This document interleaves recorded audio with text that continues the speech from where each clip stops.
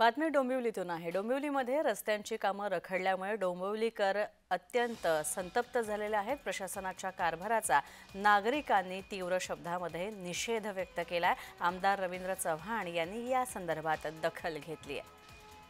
आपण पाहतोय डोंबिवलीमध्ये विविध कामांसंदर्भात नागरिकांनी निषेध व्यक्त केला। गेले 2 वर्ष महालक्ष्मी चौक ते श्रीधर म्हात्रे चौक या रस्त्याचे काम रखडले आहे। गेल्या वर्षी या रस्त्यावरती 2 अपघात झाले, त्यात एका महिलेचा दुर्दैवी मृत्यू झाला व एका वरिष्ठ नागरिकाचा अपघात देखील झाला। पावसाळा आता तोंडावर आलेला आहे, परंतु रस्त्याच्या कामाला सुरुवात झालेली नाही।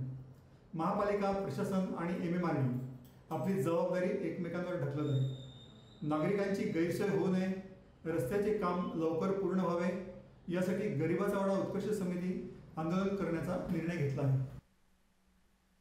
खरं तर आज ह्या आंदोलनामार्गे आम्हाला एकच समजून आलं की आंदोलनाशिवाय कुठल्या गोष्टी साध्य होत नाहीत। कारण काय माहिती आहे, स्थानिक काही अडचणी असतात, काही तांत्रिक असतात, काही आर्थिक असतात, पण ह्या सगळ्या गोष्टी शासनाने, प्रशासनाने, अधिकाऱ्यांनी आपल्याच समजूत करून ह्या सगळ्या मार्ग काढला पाहिजे, जेणेकरून सर्वसामान्य नागरिकांना याचा पाठपुरावा करण्यात येईल।